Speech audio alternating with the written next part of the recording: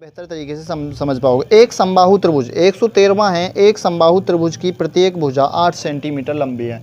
एक समबाहु त्रिभुज है जिसकी तीनों भुजाएं बराबर होती हैं, 8, 8 और 8 सेंटीमीटर की है। अब इसमें पूछा गया है दोस्तों, इस त्रिभुज के परिवृत्त तथा अंतःवृत्त के बीच के क्षेत्र का क्षेत्रफल कितना होगा। अब क्या है दोस्तों, ये 8 सेंटीमीटर त्रिज्या है। अब मैं थोड़ा सा इसे बड़ा बना लेता हूँ और इसे मैं यहाँ पर बना लेता हूँ, ठीक है। ये और ये 8 सेंटीमीटर की तीनों भुजाएं हैं। इसमें समबाहु त्रिभुज है। इसमें पूछा गया है अंदर वाले वृत्त और बाहर वाले वृत्त के बीच की जो दूरी है, अंदर वाले वृत्त के बाहर की और बाहर वाले वृत्त के अंदर की जो बीच की दूरी है उसका क्षेत्रफल कितना होगा। तो देखिए दोस्तों, सबसे पहले क्या करते हैं, सबसे पहले हम इसके विकर्ण बना लेते हैं इस प्रकार से, और यहाँ से यहाँ तक के लिए और यहाँ से यहाँ तक के लिए, ठीक है। अब हमारा जो केंद्र बिंदु है वो ये हो गया। यहाँ से अंदर के लिए एक वृत्त बनाएंगे, इस प्रकार से एक वृत्त बनेगा अंदर के लिए, ठीक है। थोड़ा सा मुझे डिफ़िकल्ट हो रहा है, कोई बात नहीं, आप समझ लेना। अंदर एक वृत्त बना है जो तीनों भुजाएं यहाँ को स्पर्श करेगा, यहाँ स्पर्श करेगा, यहाँ स्पर्श करेगा, ठीक है। और एक परिवृत्त बनेगा यहाँ से, वो यहाँ से लेकर के थोड़ा सा डिस्टर्ब हो गया, यहाँ से लेकर के और यहाँ तक ये एक वृत्त बन जाएगा परिवृत्त। हमें केवल इस वाले बीच की दूरी बतानी है, ये जो बीच का है इसका क्षेत्रफल बताना है दोस्तों। अब हम यहाँ पे देखिए दोस्तों, थोड़ा सा समझ लें तो शायद ज़्यादा बेहतर रहेगा। अब देखिए दोस्तों, यहाँ से और यहाँ तक के बीच की दूरी तो ये तो हमें दे दी 8 सेंटीमीटर, 8 सेंटीमीटर दिया है ना। बीच की दूरी क्या दी है, 8 सेंटीमीटर, 8 सेंटीमीटर। सभी की दूरी 8 सेंटीमीटर है। सबसे पहले तो हम इस त्रिज्या यानी यहाँ से यहाँ तक की दूरी निकाल लें, ठीक है, तो कुछ समझ पाएंगे, ठीक है। और फिर यहाँ से कुल मिला के हम h की वैल्यू निकाल लेते हैं। ये हाइट हो जाएगी, जो दूरी होगी h, उसकी वैल्यू निकाल लें और उसे हम 3 बराबर भागों में तोड़ दें तो छोटे वृत्त की त्रिज्या हो जाएगी 1 भाग, 2 भाग हो जाएगा ये वाला ऊपर वाला, और अगर हम यहाँ से 2 भाग को निकालेंगे तो वो हो जाएगा हमारे बड़े वृत्त की त्रिज्या, ठीक है। त्रिज्या क्या है, आपस में उनकी दूनी है। अब देखिए, सबसे पहले देखिए त्रिभुज, समबाहु त्रिभुज का क्षेत्रफल क्या होता है, √3/4 होता है समबाहु त्रिभुज का क्षेत्रफल। अब देखिए दोस्तों, ये हमें यहाँ पे दे रखा है √3/4, a की वैल्यू दे रखी है यहाँ से यहाँ तक 8, तो 8 गुणा 8 ये बराबर है, क्योंकि ये अब एक मान के चलिए एक क्षेत्रफल हो गया। अब हम इस क्षेत्रफल को 1/2 आधार गुणा ऊंचाई में कन्वर्ट कर देते हैं। तो 1/2 गुणा आधार यानी 8, आधार तो 8 दे रखा है, गुणा ऊंचाई, ऊंचाई h हमें निकालना है, हमें h की वैल्यू फाइंड करनी है। देखिए दोस्तों, अब हम इस h को या इस वाले पक्ष को, कोई बात नहीं, देखिए इसे काट लेंगे, 4 बार जाएगा, केवल अब 4 बचा है वो इधर आके बटे में हो जाएगा, गुणा में है। तो √3 गुणा 8 गुणा 8 बटे 4 गुणा 4 बराबर h के। कोई प्रॉब्लम थोड़ी है, यहाँ से यहाँ तक मैं उम्मीद करता हूँ समझ में आया होगा। ये 4 हमने इधर गुणा में लिया, देखिए 4 दूनी 8 हो गया और 4 दूनी 8 हो गया, 2 दूनी 4 हो गया, यानी h की वैल्यू हमारे पास आ गई 4√3, ठीक है। h की वैल्यू यानी हाइट कितनी हो गई, ये हाइट हो गई √4/3। अब हमें छोटे वृत्त की त्रिज्या निकालनी है। छोटे वृत्त की त्रिज्या देखिए दोस्तों, यहाँ से यहाँ तक अगर हम छोटा परिवृत्त बनाते हैं तो ये यहाँ से यहाँ तक एक भाग यहाँ से यहाँ तक हो गया, एक भाग यहाँ से यहाँ तक हो गया, एक भाग यहाँ से यहाँ तक हो गया, 3 बराबर भागों में बढ़ जाता है। तो हम इसे √3/4 को यानी 4/√3 को हम 3 बराबर भागों में बांट लें तो ये हमारी वैल्यू जो हो गई वो r की आ गई, यानी छोटे r1 की आ गई। छोटे हमने r जो है ये हमने छोटे वाले वृत्त की त्रिज्या मान लिया, ठीक है, ये हो गया। अब हम इसका क्षेत्रफल देखिए दोस्तों, अब हमारे पास r की वैल्यू आ चुकी है, हम इसका क्षेत्रफल आसानी से निकाल सकते हैं। लेकिन बड़े वृत्त की त्रिज्या क्या होगी, बड़े वृत्त की त्रिज्या छोटे वृत्त की त्रिज्या से दूनी होती है, तो हम इसमें 2 से गुणा कर देंगे। रूट ये जो हमारा हो जाएगा 4√3/3, ये है छोटे वृत्त की, इसमें 2 से गुणा कर देंगे तो बराबर हो जाएगा 8√3/3। ये हो गई हमारे बड़े वृत्त की त्रिज्या R2 की। ठीक है, ये बड़े वृत्त की त्रिज्या हो गई और ये हो गई हमारे छोटे वृत्त की त्रिज्या। हमारे पास दोनों त्रिज्याएं आ चुकी हैं, हम दोनों त्रिज्याओं से उसका क्षेत्रफल निकाल सकते हैं। अब हमें सबसे पहले बड़े वृत्त में से छोटे वृत्त का क्षेत्रफल निकाल दीजिए, आसानी से उसका क्षेत्रफल, बीच वाले रकबे का क्षेत्रफल आ सकता है। कैसे?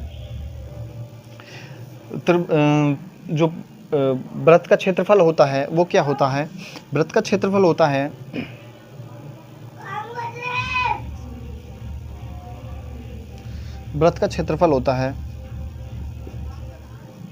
क्षेत्रफल बराबर होता है पाई आर स्क्वायर। ठीक है, वृत्त का क्षेत्रफल होता है पाई आर स्क्वायर। अब देखिए बड़े वृत्त में से हम छोटे वृत्त को निकाल सकते हैं। पहले बड़े वृत्त में से छोटे वृत्त को निकालेंगे तो बड़ा वृत्त का क्षेत्रफल हम पहले लिख लेते हैं, तो ये हो जाएगा हमारा 8√3, सॉरी पहले पाई लिख लेते हैं। पाई आर की वैल्यू कितनी है? 8√3/3 का स्क्वायर, हम इसे डबल लिख लेते हैं 8√3/3। ठीक है, अब देखिए दोस्तों √3 की √3 से गुणा करेंगे तो केवल 3 हो जाएगा, हम एक 3 से इसे 3 दोनों काट देते हैं। ठीक है, अब हमारे पास जो वैल्यू बची है वो क्या बची है? 8×8 = 64/3 पाई। ठीक है, ये आ गया हमारे कौन से वृत्त का क्षेत्रफल है? ये है हमारे बड़े वृत्त का क्षेत्रफल। ये हमारे बड़े वृत्त का क्षेत्रफल है। अब हम छोटे वृत्त का क्षेत्रफल निकाल लेते हैं। वो क्या है? वो छोटे वृत्त का क्षेत्रफल होता है पाई आर स्क्वायर, यानी 4√3/3। इसको डबल लिखेंगे क्योंकि आर की वैल्यू इतनी है तो डबल लिखा जाएगा 4√3/3। ठीक है, अब इसे थोड़ा सा काट लेंगे, इससे दोनों त्रिज्याओं से त्रिज्या चली जाएगी, तो 4 चौक 16 पाई/3। ठीक है, ये आ गया हमारा छोटे वृत्त का क्षेत्रफल। अब देखिए दोस्तों बड़े वृत्त के क्षेत्रफल में से हम छोटे वृत्त का क्षेत्रफल निकाल दें तो सवाल थोड़ा आसान हो जाएगा, हमारे पास रकबा निकल आएगा। अब देखिए 64 पाई/3 में से -16 पाई/3 निकाल दें तो दोनों का एलसीएम ले लेंगे, 3 आ जाएगा। अब 64 में से 16 जाएगा तो 48 बचेगा और पाई बचेगा। ठीक है, ये हमारा क्षेत्रफल बचा हुआ है। अब देखिए दोस्तों इसे चाहें तो आप कैसे भी कर सकते हैं। अब 48/3 × 22/7 पाई की वैल्यू रख दीजिए। रखने के बाद इसे सॉल्व कर लीजिए, ऊपर की कर लीजिए। तो देखिए इसे काट लेंगे, 16 दूनी 32, 16 तिया हो जाएगा 48। तो ये हो गया 16। तो क्या हो गया हमारा 16 × 22/7। अब इसे सॉल्व कर लीजिए। इसे सॉल्व करने के बाद आएगा हमारा 50 सही 2/7। ये हमारा आंसर आ जाएगा। इसे इसकी गुणा 16 की गुणा 22 से कर दिए और 7 से भाग कर दिए तो 50 सही 2/7 ये हमारा आंसर हो जाएगा। बहुत सिंपल था, बहुत आसान। तो चलिए दोस्तों अगले सवाल करते हैं। 14 सवाल था, 14वां था ना, 13वां था ना ये तो, हाँ 13वां था ये तो दोस्तों, ये 13वां सवाल था। ठीक है, इसे अब देखेंगे क्वेश्चन नंबर अगला 14वां। अब चाहें तो इसका स्क्रीनशॉट ले सकते हैं, मैं अगला सवाल बताऊंगा तो रब कर देता हूँ।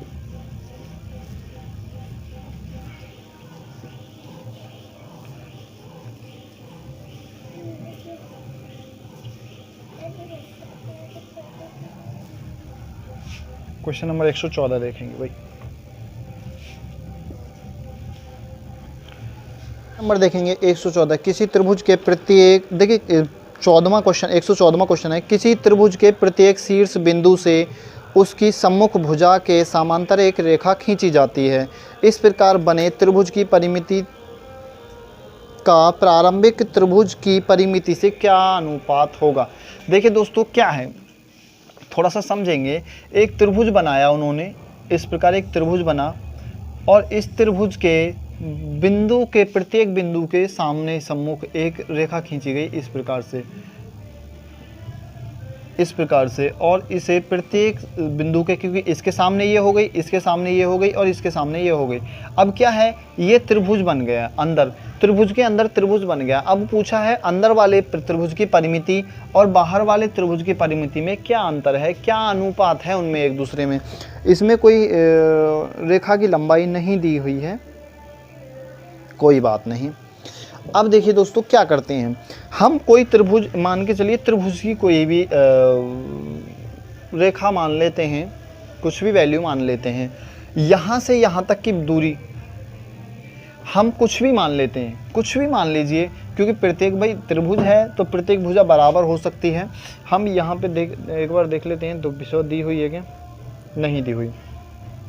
हम मान लेते हैं ये भुजा है 8 सेंटीमीटर मान लेते हैं, ठीक है, ये भी 8 सेंटीमीटर होगी, ये भी 8 सेंटीमीटर है। अब क्या है इसमें देखिए दोस्तों, ये जो 8 सेंटीमीटर भुजा है इसमें अंदर भी एक त्रिभुज बना हुआ है, एक ये है, एक 2 3, क्योंकि 3 बराबर भागों में, चौथा हो गया ये। अब जो इसका क्षेत्रफल है वो बराबर 4 भागों में बटा हुआ है। अब बाहर वाले वृत्त का जो त्रिभुज का जो परिमिति है, यानी पैरामीटर जो है वो कितना है, 3a, यानी कि क्या हो जाएगा 8 8 8 तिया 24। भाई बड़े वाले बाहर वाले क्षेत्र, अब जो परिमिति है वो कितनी हो गई, 24। अब हमसे पूछा है अंदर वाले की परिमिति क्या होगी और दोनों में अनुपात क्या होगा। अंदर वाले की देखिए परिमिति क्या है, यहाँ से यहाँ तक और यहाँ से यहाँ तक, ये 2 बराबर भागों में बांट दिया, ठीक है। अब हमारे पास ये पता है हमें कि 8 की पूरी लंबाई थी, आधी हो गई 4 की। अब हमें पता है इसकी वैल्यू कितनी है, 4। जब इसकी वैल्यू 4 है, इसकी भी आधी है, ये भी वैल्यू 4 होगी, तो ये भी वैल्यू 4 ही होगी, इससे ज़्यादा कुछ नहीं होगी, ठीक है। अब देखिए इसकी वैल्यू 4, इसकी 4, इसकी 4। उसी प्रकार जब इसकी 4 है, ये वैल्यू 4 है, तो ये भी 4 होगी और ये भी 4 होगी। तो परिवृत्त क्या, अंदर वाले का क्या परिमाप क्या हो जाएगा भाई, 4 ये है, 4 ये है, 4 ये है, तो उसका पैरामीटर क्या हो जाएगा, पैरामीटर P1 की वैल्यू, P2 की वैल्यू, ये हो जाएगी 4 4 4, यानी 4 तिया 12, ठीक है। समझे? अरे उधर से हट जा। तो क्या हुआ, अब अनुपात पूछा हमें, पहले वाले का 24 है, दूसरे का क्या है 12, ठीक है। तो 12 एकम 12, 12 दूनी 24, तो क्या हो गया 2:1। ये हमारा आंसर है। क्या अनुपात होगा, 2:1। इस प्रकार से इन्हें सॉल्व कर सकते हैं। तो दोस्तों उम्मीद करता हूं भाई जो मैंने समझाया या बताया है समझ में आया होगा। अगर आपको किसी भी प्रकार की समस्या होती है तो आप हमें कमेंट के माध्यम से बता सकते हैं। हम जल्द से जल्द उस समस्या का समाधान आपको ज़रूर उपलब्ध कराएंगे।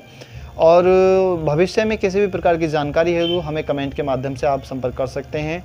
और हमारे चैनल पर जुड़े रहने के लिए आपका बहुत बहुत धन्यवाद। और इसी तरह आप अपना प्यार बनाए रखिए। चलिए दोस्तों मिलेंगे इस अगले वीडियो में, तब तक के लिए धन्यवाद।